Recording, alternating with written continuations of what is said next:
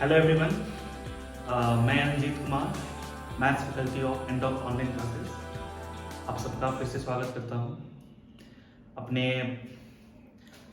पिछले लेक्चर्स के दौरान मैंने आप सबको बताया था सेक्शन फार्मूला के बारे में, है ना। हमने काफ़ी कुछ बात की थी। जैसे हमने बात किया था कि अगर दो पॉइंट है आपके पास, एक पॉइंट ए है, एक पॉइंट बी है, और इनके कोऑर्डिनेट्स दे रखे हैं कि हाँ x1 y1 इसका कोऑर्डिनेट्स है, x2 y2 b का कोऑर्डिनेट है, और कोई पॉइंट p है जो इस दोनों को ज्वाइन करने वाले लाइन पर कहीं पर है। मैंने बात किया था कि अगर बीच में है तो ये डिवीजन एक्सटर्नल कहलाता है, सॉरी इंटरनल कहलाता है। लेकिन अगर इसी लाइन पे कहीं बाहर है, मतलब बीच में नहीं, यहाँ है चाहे इस साइड है, तो फिर हम ये कहेंगे कि पॉइंट p ए बी को बाहर से दो हिस्सों में डिवाइड करता है। एक हिस्सा क्या बनेगा, एक हिस्सा बनेगा P से A और दूसरा हिस्सा बनेगा P से B, यानी PA और PP। ठीक है। अच्छा, मान लीजिए कि अगर P A B के ज्वाइन करने वाली लाइन पर है लेकिन बीच में है, ठीक है। अगर बीच में है तो हम बोलेंगे कि P A B को कैसे डिवाइड कर रहा है, इंटरनल, है ना। और अगर रेशियो AP बट्टा PB, ये जो रेशियो है ये अगर दिया हुआ है m/n, तो जो p का कोऑर्डिनेट होता है, p का जो कोऑर्डिनेट होता है वो हम लोगों ने पता किया था पिछले क्लास में, क्या, mx2। याद कीजिए, ap के लिए m था, pb के लिए n था। इधर वाले को उधर के x कोऑर्डिनेट, अगर x निकालना है, x कोऑर्डिनेट निकालना है तो मतलब केवल x से रखेंगे, इधर वाले को उधर के x से गुना करेंगे, इधर वाले को इधर से। ये बता बात किए थे ना हम लोग, क्यों m को उधर से गुना करना है और n को इधर वाले से गुना करना है। ठीक है, तो क्या आएगा, mx2 plus nx1, mx2 plus nx1 बटा क्या, दोनों को जोड़ के डिवाइड कर देना है m प्लस। ये x कोऑर्डिनेट का फॉर्मूला था। ठीक है। अब अगर हमको y कोऑर्डिनेट चाहिए इस पॉइंट P का, काम यही करेंगे, अब मतलब केवल y से रखेंगे। ठीक है, क्या हो जाएगा, my2, है ना, प्लस ny1 बटा m प्लस n। ठीक है, ये हमने फाइंड किया था। अच्छा, इसी में अगर हमने बात की थी कि अगर AP और PB बराबर हो जाए, मतलब P जो है वो आपका AB के ठीक बीच में हो, P मिड पॉइंट हो, तो उस केस में क्या होगा, आप m और n दोनों की जगह 1 1 लिख सकते हो, है ना। m बराबर हो गया ना, तो m/n 1 हो गया। या तो m बराबर n लिख दो, और नहीं तो m और n दोनों के जगह पर 1 1 लिख दो। ठीक है, तो क्या आ जाएगा, अगर P मिड पॉइंट हो, if P is midpoint of AB, तो उस केस में जो आपका m/n है वो 1 हो जाएगा। तो आप इसको या तो m बराबर n लिख लो इसी में, इसी एक्सप्रेशन में, और नहीं तो m और n दोनों की जगह 1 1 डाल दो, उससे भी आपका काम हो जाएगा। ठीक है, तो मान लीजिए कि हम m और n की जगह 1 1 डाल देते हैं, तो उस केस में जो p का कोऑर्डिनेट आएगा, क्या आएगा, ये x2 हो जाएगा, ये x1 हो जाएगा, ये 1 + 1 2 हो जाएगा। उस तरह से ये y2 + y1 बटा 2 आएगा, यानी आएगा क्या, x1 + x2/2 y1 + y2/2। ठीक है, ये p का कोऑर्डिनेट्स हो जाएगा। बात समझ में आ रही है। इतनी चर्चा हम लोग पिछले क्लास में कर चुके थे, है ना। हमने मतलब इंटरनल डिवीजन के केस में पॉइंट का कोऑर्डिनेट्स फाइंड किया था। ठीक है, उसके बाद अगर मिड पॉइंट हुआ, यानी आधा आधा बांट दिया, इक्वल बांट दिए दो हिस्सों में, तो उस केस में p का कोऑर्डिनेट क्या होगा वो भी हमने फाइंड किया था। ठीक, इतनी बातें तो हमारी आपकी अच्छे से हो गई थी, है ना। आज थोड़ा सा हम लोग इसी में और चर्चा करेंगे। ठीक है, अब हमारी चर्चा क्या होगी मैं आपको बता देता हूं। ठीक है, मैं इसको मिटा दूं, मैं तो इसको थोड़ा सा मिटाता हूं बस।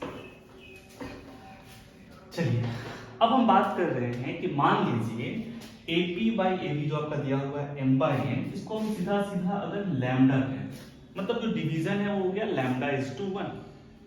समझ रहे हो ना, बात एक ही है, जैसे कोई कहे कि पॉइंट पी ए बी को 3/2 रेशियो में बांट रहा है, मतलब 3:2 के रेशियो में बांट रहा है, या कह दे कि 3/2:1 के रेशियो में बांट रहा है। बात एक ही है, अलग अलग नहीं है। समझ में आ रहा है ना? ये एक ही चीज हुआ, 3/2:1 के रेशियो में बांट रहा है ऐसा बोल दो, या 3:2 के रेशियो में बांट रहा है ऐसा बोल दो, एक ही बात है। समझ में आ रहा है ना? तो हम डायरेक्टली m/n को अगर लैम्डा कह दें, मतलब अब जो रेशियो हो गया वो सीधा सीधा λ:1 यानी λ/1 का रेशियो हुआ। ठीक है, तब देखिए फॉर्मूला कैसा रूप लेता है।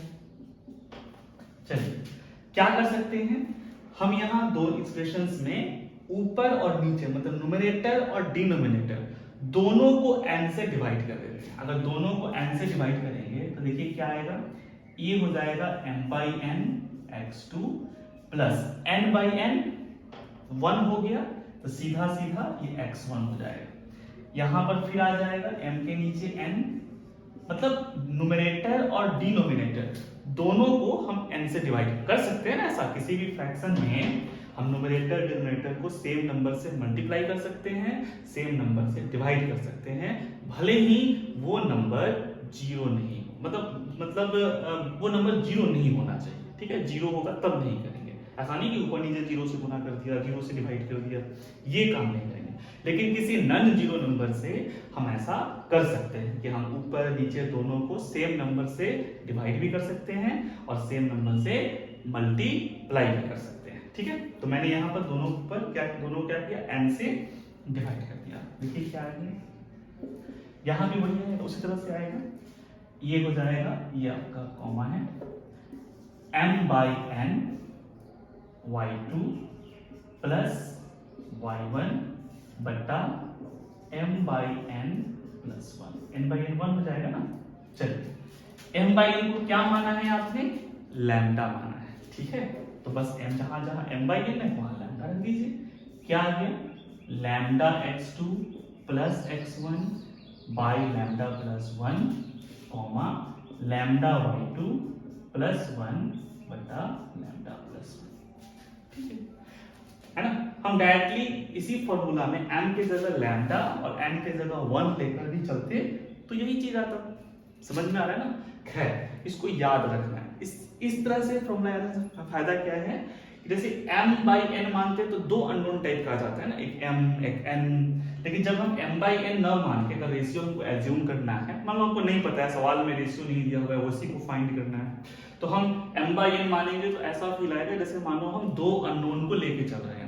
लेकिन अगर हम उसी रेशियो को ये मान लें, लेट द रेशियो भी लैम्डा या λ(1), तो एक ही अननोन जैसी फीलिंग आएगी, है ना? हमारे लिए काम करना थोड़ा सा आसान हो जाएगा। ठीक है, चलिए तो इसको याद रखिएगा।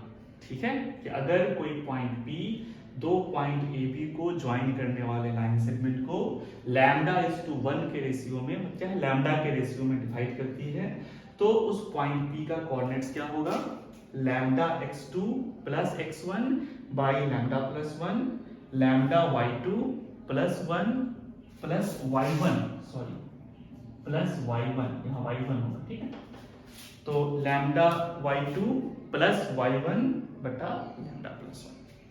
याद रहेगी ये बात? चलिए अच्छी बात है। वीडियो को पॉज कीजिए, जो भी लिखा हुआ है उसको उतार लीजिए। ठीक है, फिर हम कंटिन्यू करते हैं। ओके, चलिए वीडियो पॉज करके उतार लीजिए।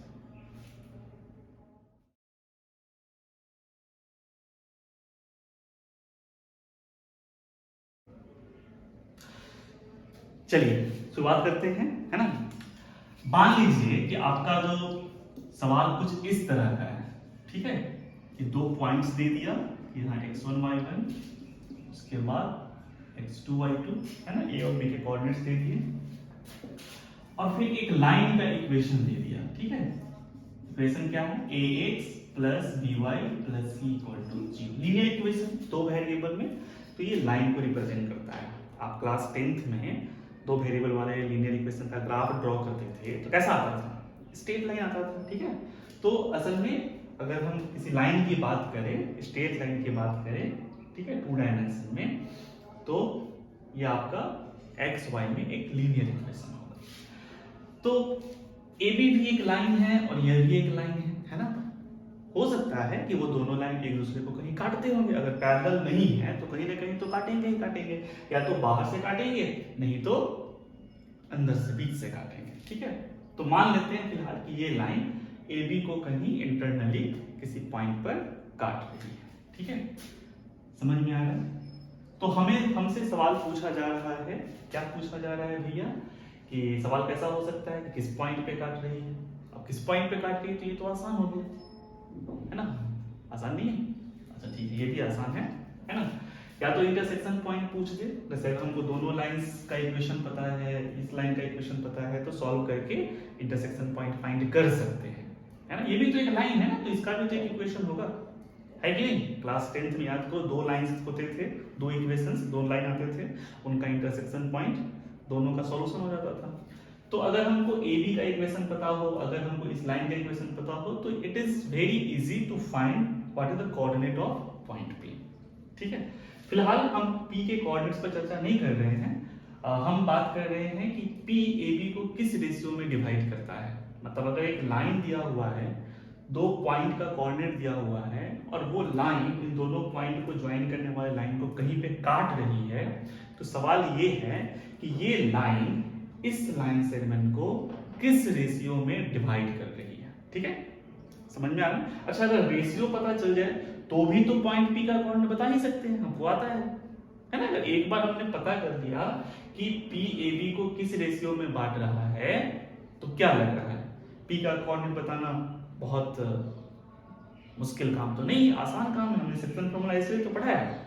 चलिए अच्छी बात है। तो फिलहाल हम लोग मान लेते हैं कि पॉइंट पी ए बी को किस रेशियो में बांटता है, लैम्डा इज टू 1, मतलब लैम्डा के रेशियो में बांट रहा है। ठीक है, ये हम एज्यूम कर लेते हैं कि लेट ए पी बट्टा जो पी बी है वो लैम्डा है, कहने का मतलब लैम्डा इज टू 1।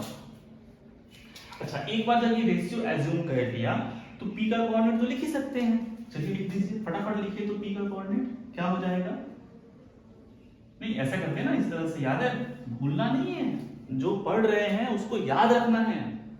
समझ में आ रहा है ना, भूल गए तो फिर बच्चा बन गया, फिर से आ गए नर्सरी क्लास में।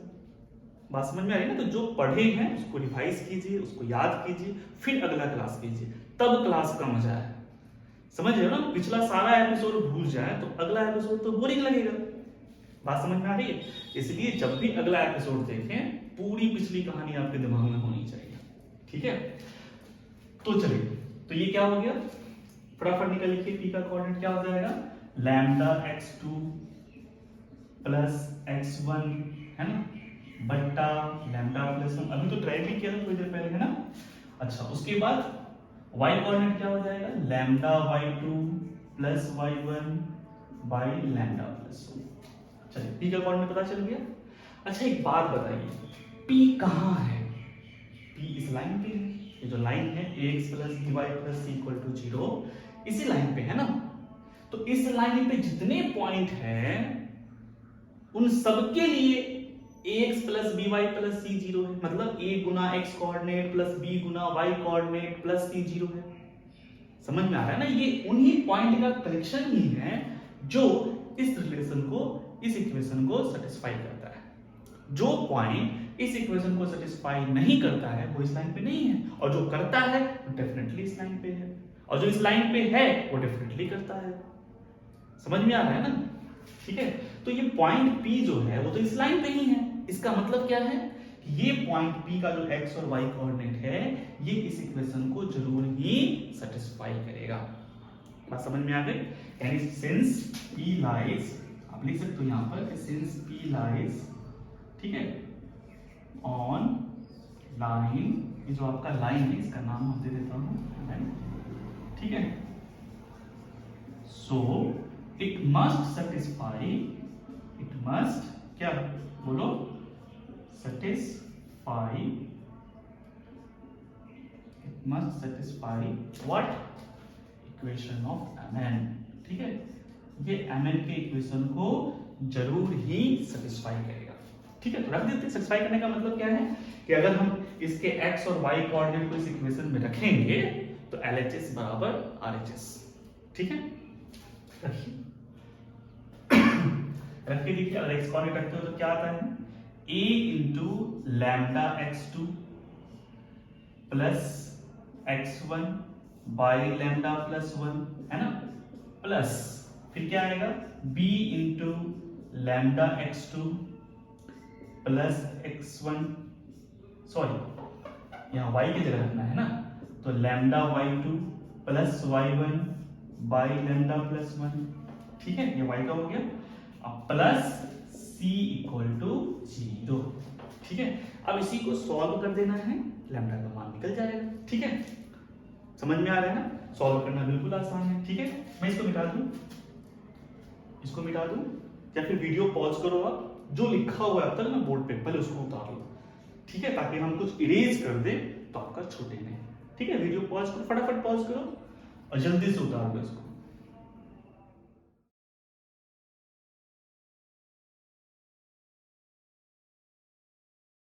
ठीक है, उतार लिया, चलो अच्छी बात है। अब मैं इसको थोड़ा सा मिटाऊंगा, ठीक है। चलिए इसको भी मिटा देता हूं, फटाफट इसको सॉल्व कीजिए, सॉल्व करें, सॉल्व कीजिए तो देखिए तो क्या आ रहा है, a से गुना हो जाएगा, है ना, तो a lambda x2 plus a x1 plus b lambda y2 plus b y1, है ना, प्लस अब देखिए क्या आ रहा है, मैं क्या कर रहा हूं, अगर लैम्डा प्लस 1 से सब में मल्टीप्लाई कर दूं तो यहां का लैम्डा प्लस 1 खत्म, यहां का लैम्डा प्लस 1 खत्म, यहां आ जाएगा c इंटू लैम्डा प्लस 1 और उधर तो जीरो ही है, मतलब मैं पूरे इक्वेशन में ही लैम्डा प्लस 1 से मल्टीप्लाई कर दिया, ठीक है। तो यहाँ का तो खत्म हो गया, नीचे बट्टा में लिखने की जरूरत नहीं है, यहाँ भी बट्टा में लिखने की जरूरत नहीं, बिकॉज लैम्डा प्लस 1 से गुना होगा तो कट जाएगा ना, ये खत्म हो जाएगा, लेकिन इसमें तो रह जाएगा c into lambda plus 1, c into lambda plus 1 क्या आएगा, c लैम्डा प्लस, ठीक है, और उधर तो जीरो है, जीरो में लैम्डा प्लस 1 से गुना होगा तो जीरो ही हो जाएगा। बात समझ में आ रही ना, मैंने क्या किया, मैंने इस पूरे इक्वेशन में लैम्डा प्लस 1 से गुना कर दिया, तो हर एक टर्म में गुना होगा, इसका लैम्डा प्लस 1 खत्म, क्योंकि लैम्डा प्लस 1 अब बट्टा में लैम्डा प्लस 1 कट जाएगा, इसका भी खत्म, इसमें रह जाएगा c इंटू लैम्डा प्लस 1 और उधर तो खैर जीरो ही हो जाएगा। अब चलिए यहाँ करना क्या है जरा देखते हैं, लैम्डा वाले सारे टर्म को मैं एक साथ कर दूंगा, तो कहाँ लैम्डा है, एक यहाँ है आपका, एक यहाँ है और एक यहाँ है, चलिए साथ साथ कीजिए, देखिए क्या आ रहा है, एक साथ कर लीजिएगा, लैम्डा को कॉमन ले लेता हूँ, है ना, क्या बचेगा बताइए, ax2 plus by2 plus c, ax2 plus by2 plus c plus और क्या बच गया, ax1 plus by1 plus c and this is equal to 0। अब देखिए लैम्डा क्या आ गया, लैम्डा क्या आ गया, आप इस पूरे को उधर भेज दीजिए, उधर भेजिएगा तो आएगा minus ax1 plus by1 plus c, फिर बट्टा, तो ये जो इसमें गुना है ना ये उधर जाके डिवाइड हो जाएगा, ठीक है, तो बट्टा में क्या आएगा, ax2 plus by2 plus c, हो गया, देखिए क्या है, अब इसको एज ए फॉर्मूला आप चाहो तो याद रख सकते हो, ठीक है। अच्छा देखो क्या हो रहा है, ये जो इक्वेशन है इस लाइन का वो बराबर जीरो के फॉर्म में लिखा हुआ है ना, जो इसका LHS पार्ट है उसमें ऊपर में x1 y1 डाला गया हुआ है ना, x की जगह x1 y की जगह y1, और नीचे में मतलब डिनोमिनेटर साइड में क्या लिखा हुआ है, क्या डाला गया, x2 y2 और यहाँ माइनस लगा दिया गया, मतलब ये हुआ कि आपका जो इक्वेशन है उसको बराबर जीरो के फॉर्म में लिखो, फिर जो भी LHS है उसमें एक बार x1 y1 पुट करो, इस साइड वाला मतलब लैम्डा साइड वाला x1 y1 पुट करो, फिर बटा उसी में उसी LHS में x2 y2 पुट करो और माइनस ले लो, ठीक है, यहां से लैम्डा निकल जाएगा, एकदम आसान काम हो गया, हुआ ना। मतलब सवाल क्या होगा कि अगर मान लो दो पॉइंट का कोऑर्डिनेट्स दे दे, एक लाइन का इक्वेशन दे दे और कहे कि पता करो कि ये लाइन इस पॉइंट को किस रेशियो में, मतलब ये लाइन जो है इस लाइन सेगमेंट को, इस ए और बी को ज्वाइन करने वाले लाइन सेगमेंट को किस रेशियो में डिवाइड करता है, मतलब इस लैम्डा की वैल्यू पता करो, और सवाल थोड़ा सा आगे बढ़ा दे और कह दे कि पी का कोऑर्डिनेट पता करो, तो घबराना नहीं है, एक बार लैम्डा निकल जाएगा तो पी का कोऑर्डिनेट भी निकल ही जाएगा, है ना। जब रेशियो पता है किस रेशियो में डिवाइड कर रहा है, कोऑर्डिनेट्स दिया हुआ है, तो पी निकालना बड़ी बात नहीं है, ठीक है। लेकिन फिर बात है कि लैम्डा कैसे निकलेगा, ठीक है। तो एक तो तरीका आप सीख ही गए कि भैया आप पी का कोऑर्डिनेट लिख दो, नहीं मान लो कि जो भी है नहीं पी का कोऑर्डिनेट लिख तो सकते ही हो, lambda x2 plus x1 by lambda plus 1, lambda y2 plus y1 बटा लैम्डा प्लस 1, तो लिख ही सकते हैं। और p का कोऑर्डिनेट चूंकि p जो है वो इस लाइन पे लाई कर रहा है, तो p का कोऑर्डिनेट इस लाइन के इक्वेशन को जरूर सेटिस्फाई करेगा, है ना। तो आप उसमें रख दो, सॉल्व करो, लैम्डा का मान निकल जाएगा। मतलब ये जनरल प्रोसेस है। डायरेक्ट निकालना चाहते हैं बिना कुछ किए एकदम फट से आंसर आ जाए, तो आपको ये फॉर्मूला याद रखना पड़ेगा, ठीक है। तो क्या करना है इसमें करना क्या होता है कि जो लाइन का इक्वेशन लिखा होगा उसका जो भी एलएचएस हिस्सा, पहले तो लाइन के इक्वेशन को बराबर जीरो के फॉर्म में लिख लो, फिर उसका जो भी एलएचएस हिस्सा है उसमें एक बार x1 y1 पुट करो, फिर बट्टा एक बार x2 y2 पुट करो और माइनस ले लो। एकदम सिंपल है, ठीक है। जैसे एक सवाल हम बना के दिखाते हैं आपको, ठीक है। पहले इसको फटाफट उतार लीजिए, है ना, वीडियो को पॉज कीजिए, जो भी लिखा हुआ है उसको आप अच्छे से उतार लीजिए, फिर हम आगे बात करते हैं, ठीक है। चलिए अच्छी बात।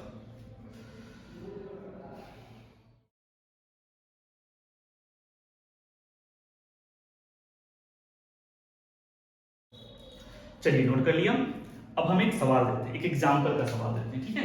जैसे मान लीजिए कि एक पॉइंट ए है, दूसरा पॉइंट बी है। ए का कोऑर्डिनेट मान लीजिए 3 - 1 है, बी का कोऑर्डिनेट मान लीजिए 8 9 है, ठीक है।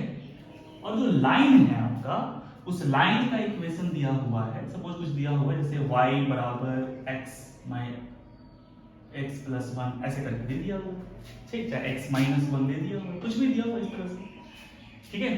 अच्छा, इसको क्या करना है, बराबर जीरो के फॉर्म में लिखना है ना, याद रखना है इसको। चलो, तो पॉइंट का कोऑर्डिनेट दे दिया, लाइन का इक्वेशन दे दिया, और हमसे पूछ रहा है कि ये जो लाइन है ये इस ज्वाइंट इस AB को ज्वाइन करने वाले लाइन सेगमेंट को किस रेशियो में डिवाइड करता है, और फर्दर उस पॉइंट का कोऑर्डिनेट क्या है, मतलब कहां पे काटता है, ठीक है। ये लाइन इस दोनों को ज्वाइन की लाइन को कहां पे काटता है, किस पॉइंट पे काटता है, उस पॉइंट को फाइंड करें। तो एक बार रेशियो पता चल जाएगा तो पॉइंट तो पता चल ही जाएगा। चलिए मान लेते हैं कि रेशियो जो है वो λ/1 है, मतलब लैम्डा है। लैम्डा का मान निकालना अभी सीखे हो ना, क्या सीखे हो। सबसे पहले इस लाइन के इक्वेशन को बराबर जीरो के फॉर्म में लिखो तो क्या आ रहा है, y - x प्लस 1 बराबर 0 हो गया। क्या आ गया, ax plus by plus c। अच्छा, इसको आप कंफर्टेबल फील करते हो अगर मान लेते हैं x के साथ तो कर सकते हो, उससे कोई दिक्कत नहीं है ना। अब आ गया, किस फॉर्म में आ गया, ax plus by plus c equal to 0, है ना। a की जगह यहाँ -1 है, b की जगह यहाँ 1 है, और आपका जो कांस्टेंट टर्म है उसकी जगह 1 है, c की जगह 1 है। चलिए हो गया। वैसे को बदलने की ना जरूरत नहीं थी, हम तो सीख ही चुके हैं ना क्या करना है, बराबर जीरो के फॉर्म में लिखना है, एलएचएस पार्ट में पॉइंट को रखना है, ठीक है, इस पॉइंट को रखना है, फिर बट्टा इस पॉइंट को रखना है और माइनस कर देना है, यही करना है। तो इसको करने की ना जरूरत नहीं, ठीक है। फिर कर दिया, कोई दिक्कत नहीं, आप यहाँ ले लो, ये ले लो, उससे कोई फर्क नहीं पड़ने वाला। चलिए तो करते हैं, यहाँ पे क्या करना है बताओ। पहले तो माइनस ले ही लेते हैं, ठीक है। माइनस इसका जो भी एलएचएस पार्ट है उसमें इस पॉइंट को रखिए, y की जगह देखो, y की जगह रखना है -1 और x की जगह रखना है 3, है ना। ये गलती कर सकते हो, इसलिए बदल लेना ही ठीक है, नहीं ना, समझ में आया ना। और पता चलेगा कि y की जगह उल्टा रख दे, ये काम नहीं करना है। ध्यान से जो भी काम करना, मामूली सा भी मिस्टेक हो जाए तो गड़बड़ हो सकती है, तो एक एक चीज का ध्यान रखना है। तो y की जगह रखना है -1, तो चलिए -1 रख दिया, फिर माइनस x की जगह रखना है 3, तो 3 रख दिया, उसके बाद +1, तो +1 कांस्टेंट तो वही रहेगा, वो तो ही बदल जाएगा, वो क्या मतलब रख दिया मैंने। अच्छा, उसके बाद बट्टा, अब सेकंड पॉइंट रखना है, तो y की जगह क्या रखना है 9, है ना, तो 9 रख दीजिए, फिर -x, तो -x की जगह क्या रखना है 8, फिर क्या रखना है +1, मतलब जो है इसमें, ठीक है। मैंने क्या किया, इस एलएचएस पार्ट में एक बार इसको रखा, फिर बट्टा एक बार इसको रखा, और फिर माइनस लगा दिया, हो गया। यही फॉर्मूला था हमारे पास, है ना। चलिए तो क्या हो गया माइनस, ये हो गया -1 -3, अच्छा -1 +1 खत्म ही हो गया, सीधा सीधा -3 माइनस माइनस क्या हो जाएगा +3, 3 आ गया।